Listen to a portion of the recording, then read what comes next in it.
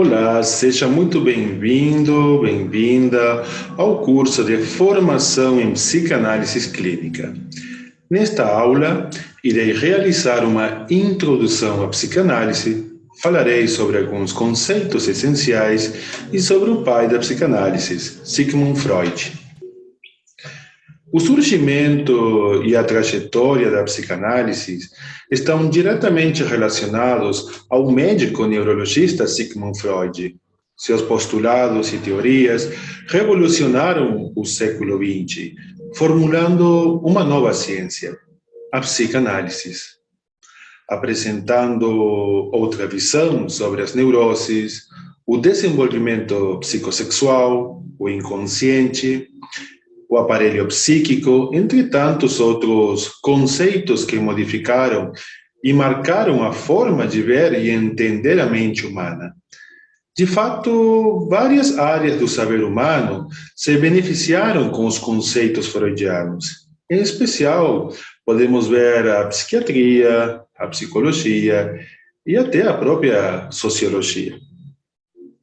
A psicanálise, embora tenha apresentado conceitos aceitos por parte da psicologia, é uma ciência independente da própria psicologia. Freud postulava e acreditava numa psicanálise para todos, sem ligações diretas, por exemplo, com a medicina. Ao mesmo tempo, defendia a criação de centros psicanalíticos ou escolas de psicanálise. A formação psicanalítica baseia-se em um tríplice psicanalítico. Por um lado, o aspirante a psicanalista deverá estudar a teoria, o legado de Freud e de outros grandes nomes que influenciaram e contribuíram com a psicanálise, como, por exemplo, Lacan, o qual fez um retorno a Freud, apresentando uma releitura atual dos conceitos freudianos. Ainda podemos ressaltar as contribuições de Melanie Klein, Winnicott, Carl Jung, entre outros.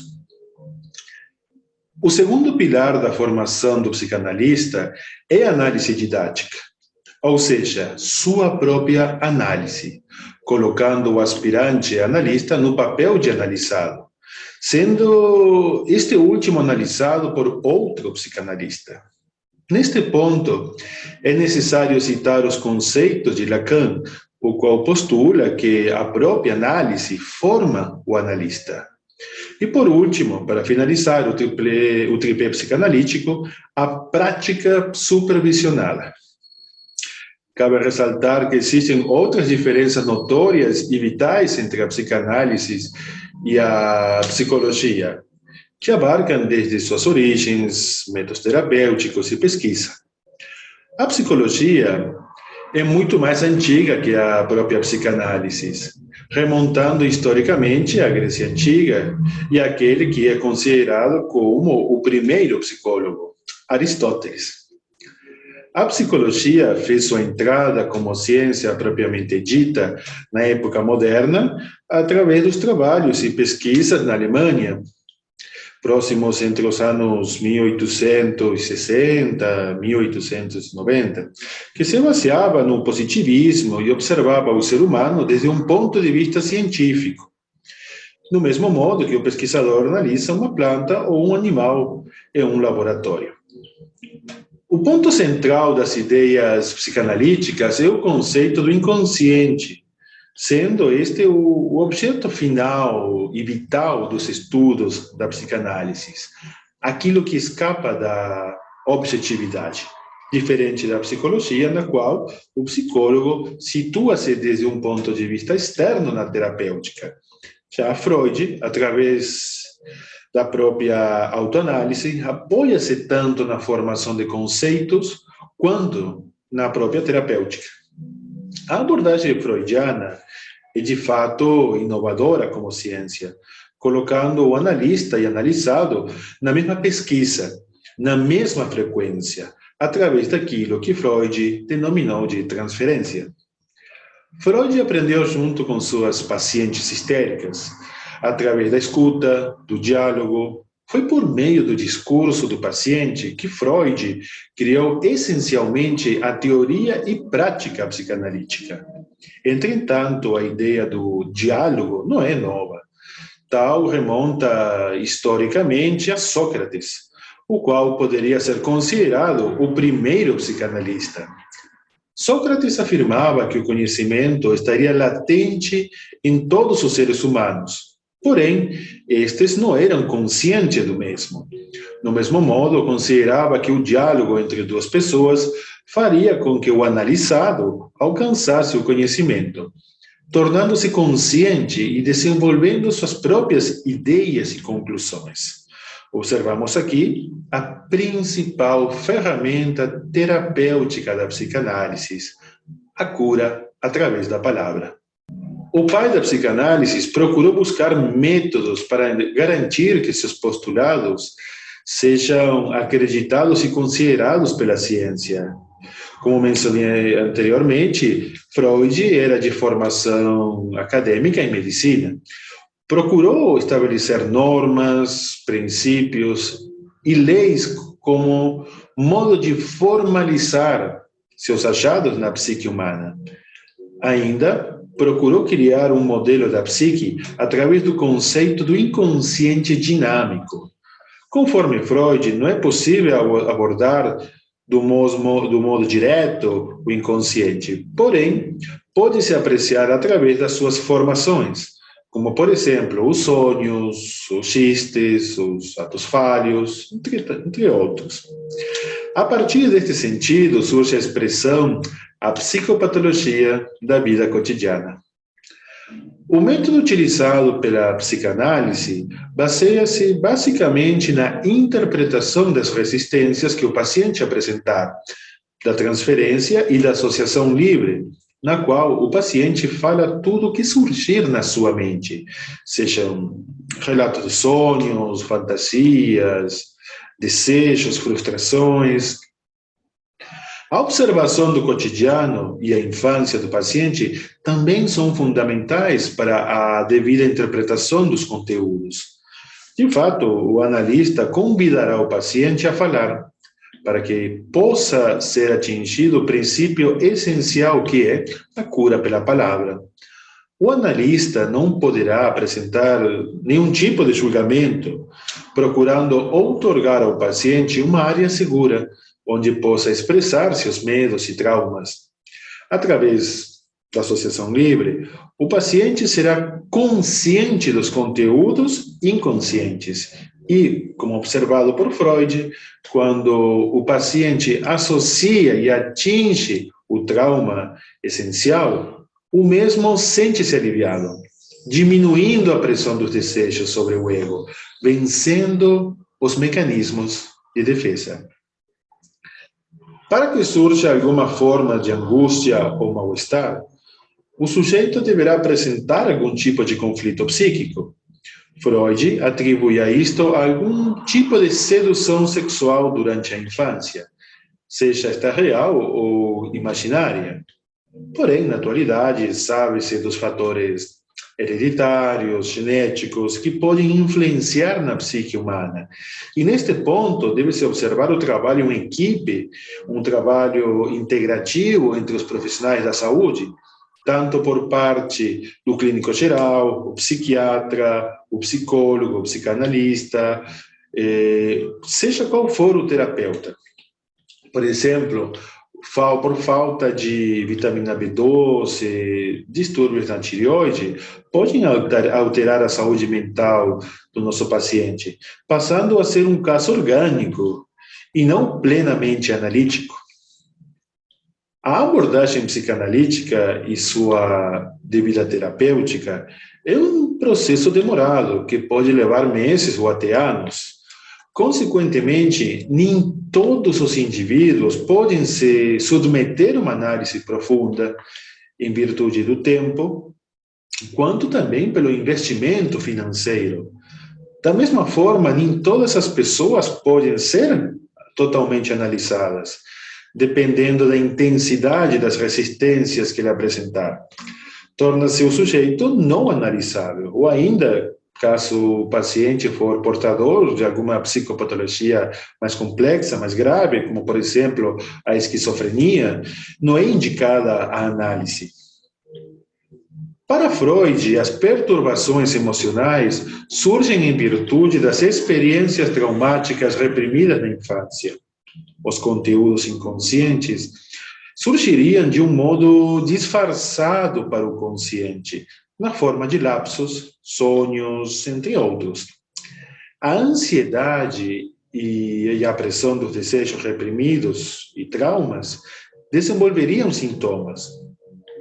Na terapêutica freudiana, o mal-estar desapareceria quando o conteúdo inconsciente, então, torna-se consciente.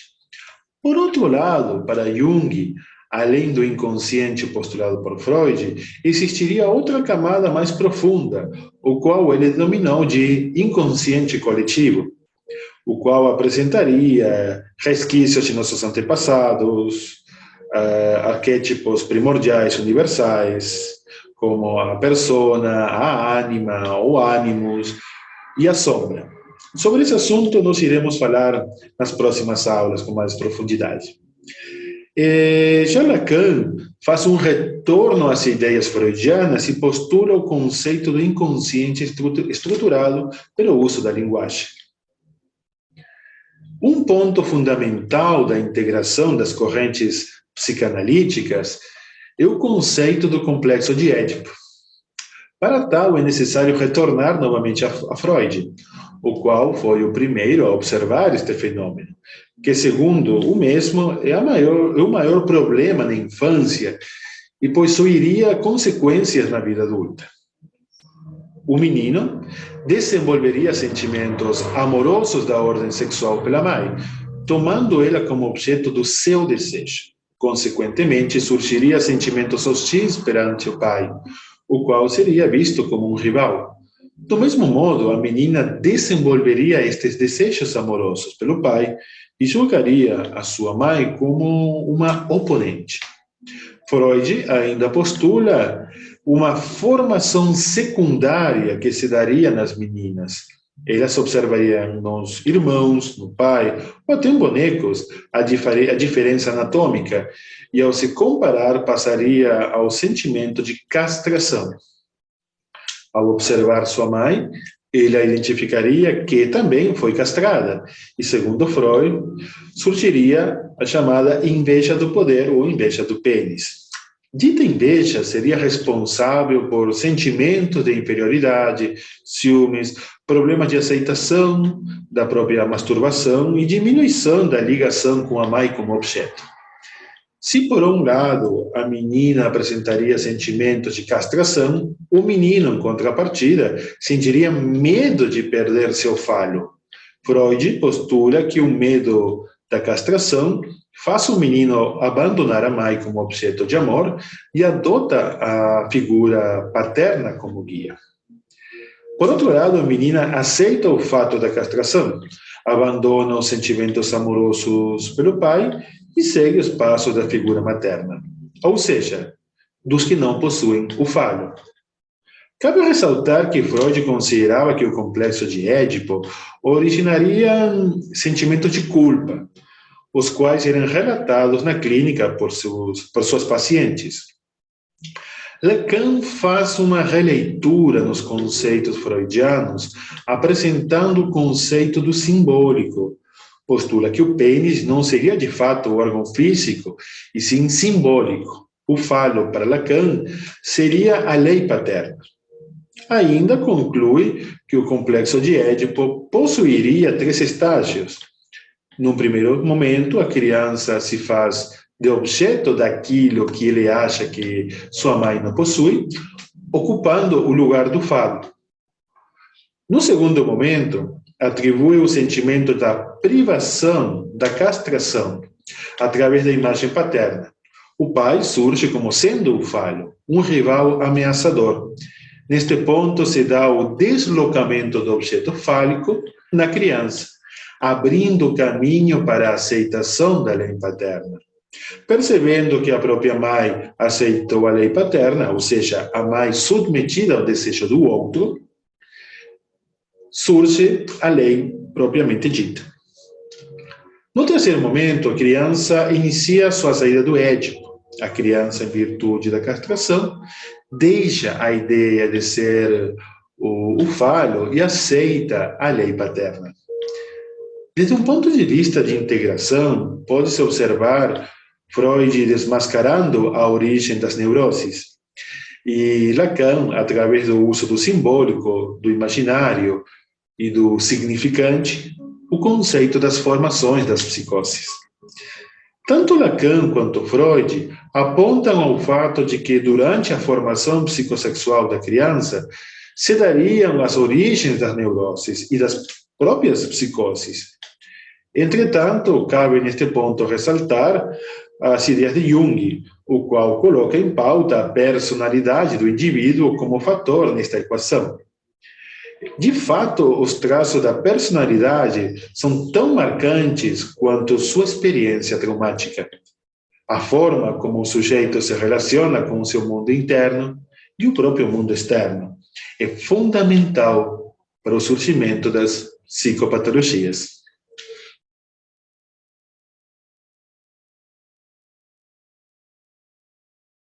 A psicanálise foi desenvolvida pelo médico Sigmund Freud, tendo como pedra fundamental a famosa publicação da obra A Interpretação dos Sonhos, no ano de 1900. Os estudos de Freud sobre a psique humana iniciaram antes da citada data, quando ainda era estudante de medicina. Na época, as doenças de cunho nervoso possuíam atribuições biológicas. Os médicos da época desconsideravam os fatores psíquicos, sendo estes últimos vistos como atuantes no campo do misticismo. Sigmund Freud nasceu no ano 1856, na Morávia, e faleceu no ano 1939, após vários anos lutando contra um câncer na boca. Ainda criança, mudou-se para Viena. Era um aluno exemplar, destacou-se pelo seu pensamento analítico e científico, o que levou o jovem Freud a estudar medicina. Como pesquisador, desenvolveu vários estudos, entre estes as propriedades terapêuticas da cocaína. Freud defendeu o uso da cocaína, mas foi, de fato, um grande fracasso. Na época, desconheciam-se os efeitos viciantes deste alcaloide. Mesmo assim, Freud utilizou por vários anos esta droga em si mesmo para aumentar o seu ânimo.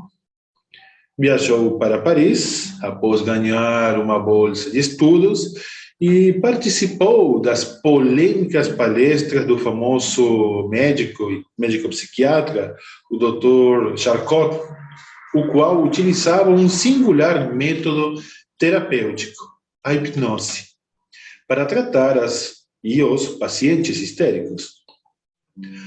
Ao retornar, Freud apresentou o resultado destas palestras para a comunidade médica, porém, essas ideias não foram nada bem recebidas.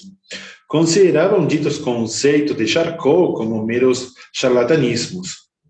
Porém, um dos médicos, o conceituado e amigo até da família Freud, o Dr. Breuer, apoiou ditos conceitos terapêuticos, sem se pronunciar perante a comunidade médica da época. O Dr. Breuer ajudou Freud na época, tanto financeiramente quanto como mentor. Breuer utilizava secretamente o método catártico no tratamento de pacientes histéricos, através da sugestão hipnótica. Freud ficou fascinado com a ação terapêutica através da hipnose e, somado às palestras de Charcot, o qual defendia a hipótese da existência de uma segunda mente, que atuaria sobre o corpo. Uma segunda mente capaz de desenvolver sintomas físicos. Freud conclui que, além da existência consciência lógica, existiria outra consciência, a qual não se apresentava ao indivíduo de forma visível. Ele denominou-a de inconsciente. Freud desenvolveu outras teorias do aparelho psíquico. A primeira divide o psiquismo em inconsciente, pré-consciente e consciente. O inconsciente era para Freud uma instância psíquica em que o indivíduo sabe, mas ignora aquilo que sabe, não seguindo uma lógica linear, mas atemporal, onde formas contrárias coexistem. Da mesma forma, o inconsciente seria a fonte de energia da psique humana. O pré-consciente armazenaria as informações que não estão na consciência naquele momento. E o consciente seria a nossa forma básica psíquica de percepção. Existiriam ainda conexões constantes entre estas três instâncias psíquicas. Freud reformula sua teoria inicial e desenvolve a segunda teoria do aparelho psíquico. Ele divide, neste momento, o psiquismo em três instâncias: o id, o ego e o superego. O id seria a energia pulsional, a libido. Ele seria inconsciente e alimentado pelo princípio do prazer através dos desejos. Entre os desejos existentes, haveria um mediador, o qual Freud denominou de ego. O ego indica as impossibilidades ao id. Ele implica e aplica impossibilidades à própria forma dos desejos e as interdições do superego. O superego é herdeiro do complexo de Édipo. Tanto o ego e o superego possuem partes inconscientes e conscientes. O id, o ego e o superego, embora diferentes, não são separados. Atuam em conjunto, produzindo a estrutura psíquica. O id é guiado pelo princípio do prazer, querendo que suas necessidades sejam atendidas rapidamente. Os desejos do id não reconhecem tempo e local, podendo retornar através de sonhos ou até sintomas. O ego tenta conciliar os desejos do id conforme a realidade do mundo externo. O tempo e a consciência da morte são aspectos importantes que permitem ao ego manter o equilíbrio do psiquismo. O ego não permite que alguns desejos surjam no consciente e acusa o id. O ego vem a reprimi-lo antes de chegar ao consciente, criando o sentimento de culpa. O homem renuncia, o ser humano como um todo, renuncia a vários instintos primitivos e satisfações imediatas do prazer.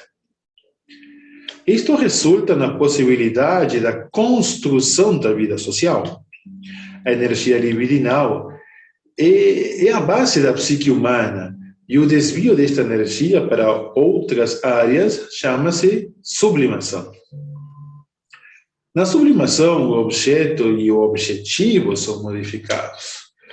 E o que era originalmente sexual encontra o prazer no não sexual genital. Essa energia sexual possui ligações à chamada pulsão de vida. Seu oposto, o instinto de morte, Freud chama de pulsão de Thanatos, em virtude da mitologia grega. A relação de Eros e Thanatos constitui o psiquismo. Sigmund Freud faz uma divisão do desenvolvimento do psiquismo em 4 fases, que não acompanham uma forma linear. Iniciando a criança uma fase oral, seguida da fase analsádica, a fálica, a latência, e finalizando na fase genital. Dependendo da fase, o investimento libidinal se projeta em uma parte determinada do corpo. Estas são de total importância no desenvolvimento das teorias de Freud, como o complexo de castração e o complexo de Édipo. Cabe ressaltar que essas teorias não foram aceitas na época e que o próprio Freud era visto como um ser obsceno e pornográfico. O complexo da castração, desde o ponto de vista psicanalítico, não é a mutilação dos órgãos sexuais da criança. Ao observar as outras crianças do sexo oposto com órgãos sexuais diferentes, o menino deduz que a menina foi castrada. Ao mesmo tempo, vê isto na sua mãe, sendo este um ponto importante que será fundamental no desenvolvimento do Édipo. O menino repara na existência de pessoas sem o falo e surge nele o sentimento de medo de perder dito falo. As meninas, ao perceber a falta do falo, percebem a castração e culpam a mãe pela ausência. As meninas desenvolvem a chamada por Freud inveja do pênis. E aqui devemos ressaltar a explicação desse conceito. O pênis não deve ser visto desde um ponto de vista físico, e sim simbolizando o quê? O poder. Conforme o mesmo, o menino vê na sua mãe um objeto de amor, e, consequentemente, o pai como um rival deste objeto, dando como resultado o complexo de Édipo. O medo da falta de apoio paterno, somado ao medo inconsciente da castração por parte do pai, faz com que a criança abandone o Édipo. No caso das meninas, culpam a castração à mãe e vê esta última como uma rival. Ao mesmo tempo, a menina desenvolve sentimentos amorosos pelo pai, anelando inconscientemente que este devolva seu falo castrado. A menina tentará ocupar o lugar da mãe, porém, ao perceber que não irá conseguir, para de ver a mãe como uma rival e cessam os sentimentos incestuosos. Esses sentimentos incestuosos direcionados para a imagem do pai. Deste modo, abandonando o Édipo, Freud ainda propõe que a saída do Édipo feminino acarretaria na dependência afetiva excessiva e o sentimento de perda. Agora, os complexos de Édipo e da castração são necessários para que a criança se introduza na vida social e passe a investir sua energia libidinal em outros objetos. Embora este seja o processo de desenvolvimento da maioria das neuroses, é necessário para que o ser humano se torne civilizado. Seguindo as reflexões de Freud, Lacan esclarece que a face fálica possui um equivalente simbólico. Ele conclui que o complexo de Édipo possui mais uma variável, a função paterna, sendo esta relacionada diretamente à lei.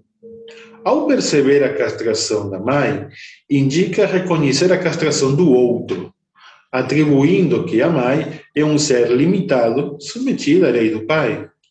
É importante ressaltar que a fase fálica é necessária no desenvolvimento libidinal para os dois sexos, mas, em virtude da ameaça da castração, implicaria na perda da integridade narcisista, renunciando à própria mãe. No caso das meninas, o desenvolvimento toma um rumo um pouco diferente, reconhecendo a falta do falo da mãe, ou seja, do poder, faz com que ela entre no Édipo e volte-se para a figura paterna, ou seja, o pai. Dentro dos escritos freudianos, os legados freudianos, considero a obra A Interpretação dos Sonhos uma das melhores e mais marcantes obras de Freud, não importando a corrente psicanalítica seguida. Ele é reconhecida como a pedra fundamental da terapêutica psicanalítica. Uma pequena parte dessa obra é o resultado das observações dos sonhos dos pacientes atendidos por Freud. Porém, a maior parte é a autoanálise dos sonhos do próprio Freud. Nunca antes tinha feito algo de tal magnitude. Freud se deteve, como sempre, à análise científica e séria. Através desta interpretação dos sonhos, Freud se deparou com suas próprias neuroses. E, a partir delas, formulou as bases do aparelho psíquico e a estrutura da nova ciência, a psicanálise. A base central dessa obra é que toda manifestação emergente dos sonhos é a busca da realização de desejos, não sendo necessário que estes desejos sejam aceitos moralmente pelo indivíduo. Quando um sonho não é aceitável pela moral, ele é censurado e esquecido pela consciência. Essa censura Freud chamou de mecanismo de recalque. Outro ponto que Freud postulou é que os sonhos possuem sua própria lógica e lei, muitas vezes completamente diferente da lógica seguida pelo cotidiano do indivíduo. Através da análise científica de Freud, que nós iremos estudar nas próximas disciplinas, este decifra os mecanismos dos sonhos. Esse fato revolucionou todas as ideias sobre o funcionamento e sentido dos sonhos. Nesta análise, Freud postula como base dos processos do sonho, dividida em o conteúdo latente do sonho, o conteúdo manifesto do sonho, a elaboração do sonho, a dramatização, a condensação, o desdobramento, o deslocamento, a representação pelo oposto, representação pelo nímio e a representação simbólica e elaboração secundária.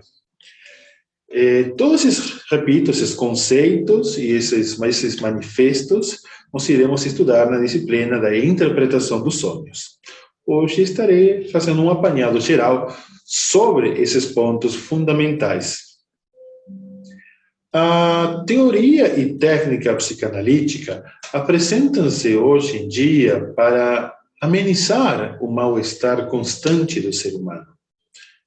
Embora as teorias freudianas possuam mais de 100 anos, ainda são aceitas e utilizadas em nossos tempos atuais, aprimorada em nossa atualidade por grandes psicanalistas, como, por exemplo, Lacan.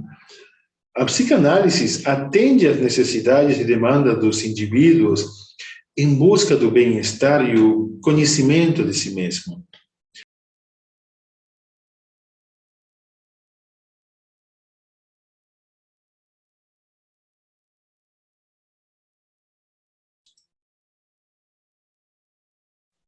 Como foi mencionado anteriormente, Freud define o aparelho psíquico em 3 instâncias. Vamos aprofundar um pouco mais e esclarecer estes conceitos. Freud, então, postulou que existem impulsos irracionais ou primitivos que nos influenciam, manifestando-se através do inconsciente. Inicialmente, o conceito do inconsciente, antes do conceito da formação do ego, Freud detectou que a consciência possuía 3 níveis: o consciente, o pré-consciente e o inconsciente. O consciente são os pensamentos, fantasias, os sentimentos, o aqui e agora. O pré-consciente atuaria com os conteúdos que guiam a consciência. O inconsciente não seria percebido pelo consciente e cumpriria a função de receptáculo das lembranças reprimidas, impulsos que estruturam a ansiedade, traumas, entre outros mal-estares.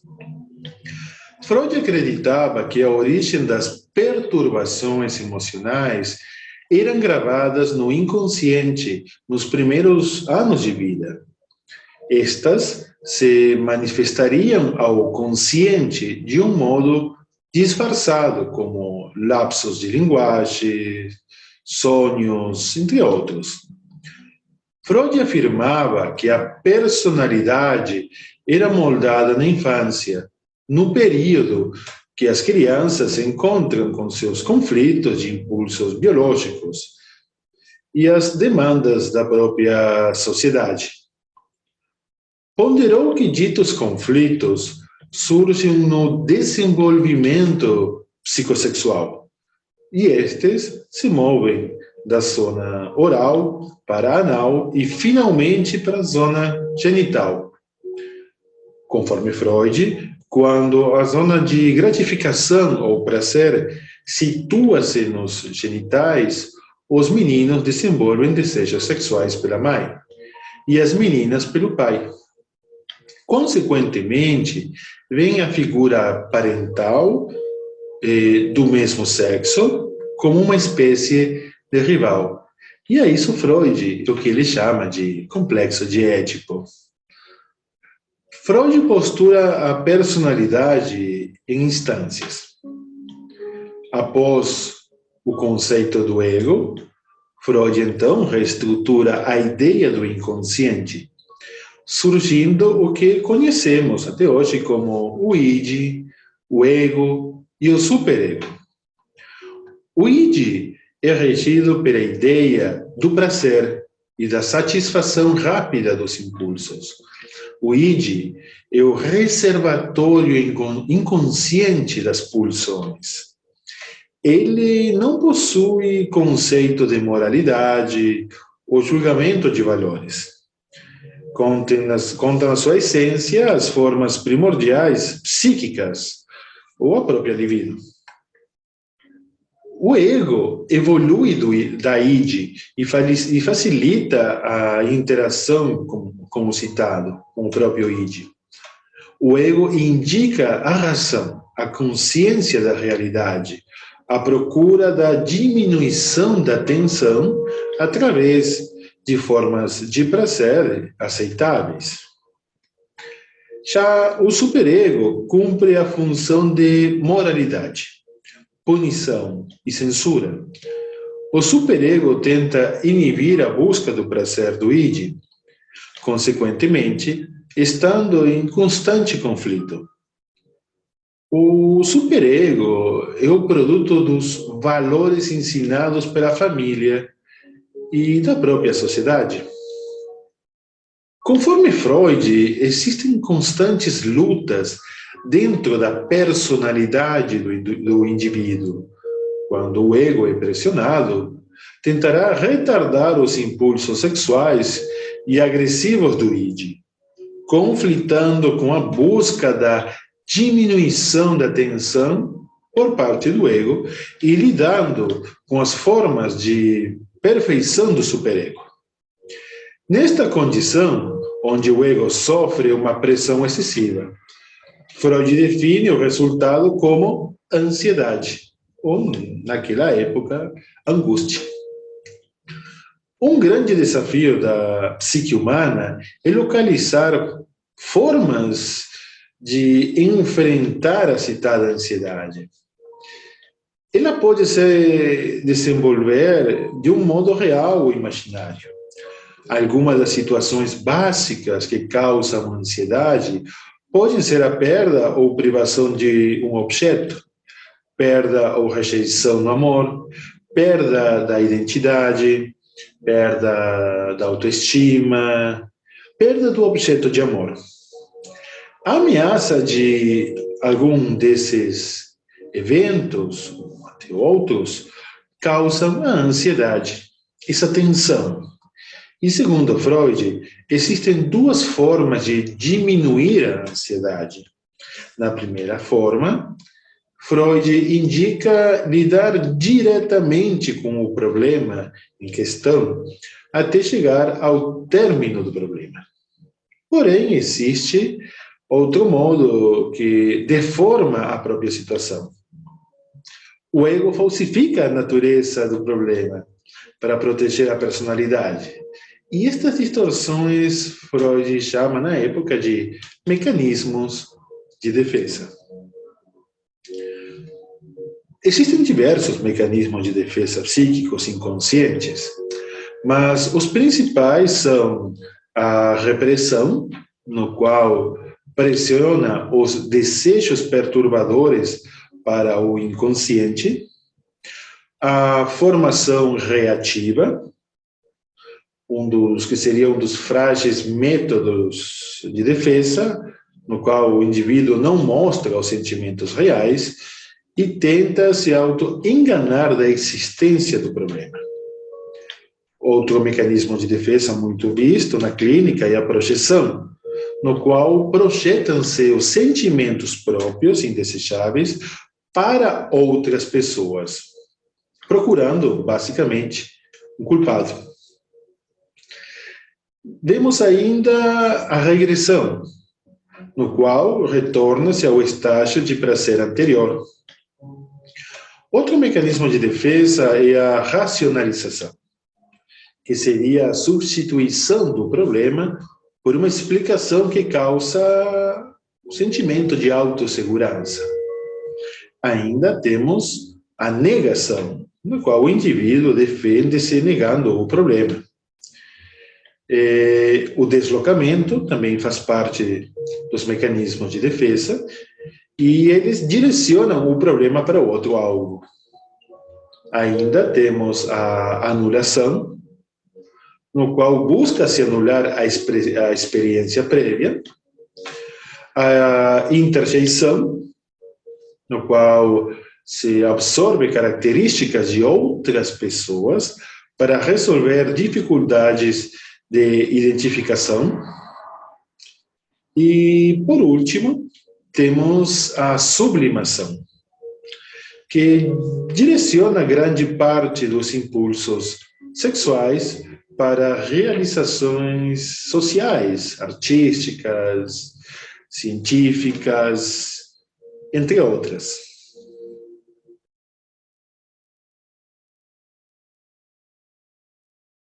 Como citei anteriormente, a psicanálise, então, é atribuída a Sigmund Freud. Entretanto, o próprio Freud teve influências de outras pessoas para desenvolver suas teorias. E, claro, a descoberta dos seus próprios traumas infantis e da experiência clínica. Dentro das influências marcantes de Freud, pode-se citar Platão, Jean-Martin Charcot, Joseph Breuer, entre outros. Do mesmo modo que Freud realizava e postulava suas descobertas da nova ciência, a psicanálise, outros compartilhavam das suas ideias e ainda chegavam a conclusões similares. Este foi o caso, por exemplo, de Carl Jung, que, embora inicialmente tivesse compartilhado quase todos os conceitos psicanalíticos freudianos, as ideias de ambos começaram a divergir em vários pontos, o que fez com que a amizade entre eles, inclusive, finalizasse. Com o passar dos anos, Freud deixou um vasto legado para que novos pesquisadores pudessem dar continuidade à sua obra e até mesmo discordar com a mesma. Embora Freud nunca fosse partidário de ser contrariado. Vários estudiosos deixaram sua marca nestes pouco mais de 100 anos, tanto da psicanálise, e outros tantos virão a aportar e colaborar com novas ideias e conceitos. Consequentemente, pode-se afirmar que não existiria uma única psicanálise, uma única verdade. O que existe são diversas correntes de pensamentos, ou mais conhecidas como escolas psicanalíticas. Na atualidade, posso citar como escolas fundamentais a escola ortodoxa freudiana, os seguidores de Melanie Klein, chamado de teórico das relações objetais, a psicologia do ego, a psicologia do self, a escola lacaniana, atribuída a Jacques Lacan, os seguidores de Winnicott e a escola de Bayern. A escola freudiana caracteriza-se nos postulados, teorias e experiência clínica de Sigmund Freud, o qual fundou os alicerces da teoria psicanalítica. O desafio do terapeuta não é seguir uma linha X ou uma linha Y. O desafio do terapeuta não é seguir plenamente uma teoria ou uma base junguiana, lacaniana ou freudiana. O desafio do terapeuta é entender que o ser humano que está na sua frente está adoecido e que está precisando de acolhimento, que está precisando ser ouvido, ser analisado, ser escutado. E esse é um dos principais pontos a serem observados. O alívio do mal-estar do paciente. Não importando a linha que você escolha, repito, seja freudiana, lacaniana ou junguiana, isso não é importante nem essencial. O que é importante e essencial é ajudar o nosso paciente. Desejo a todos e todas bons estudos. Vou deixar para vocês um link do YouTube, no qual conta um pouco mais sobre a história de Freud, um pouco mais sobre a sua vida, a sua jornada, e ainda um filme que agora está sobre domínio público, chamado Além da Alma. Um filme essencial para a nossa primeira aula de psicanálise, no qual teremos o tema da resenha, que será sobre o filme Além da Alma. Desejo a todos muita paz, bons estudos e até a próxima aula.